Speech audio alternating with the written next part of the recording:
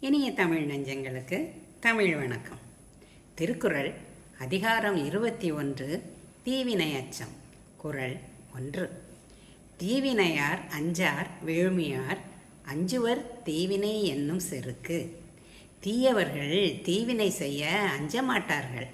தீவினையால் மகிழ்ச்சி ஏற்படுவதாயினும் அதனை செய்திட சான்றோர் அஞ்சி நடுங்குவார்கள். தீவினையார் அஞ்சார் விழுமியார் அஞ்சுவர் தீவினை என்னும் செருக்கு. Those who have experience of evil deeds will not fear, but the excellent wise man will fear the deeds of sin. தீவினையார் அஞ்சார் விழுமியார் அஞ்சுவர் தீவினை என்னும் செருக்கு.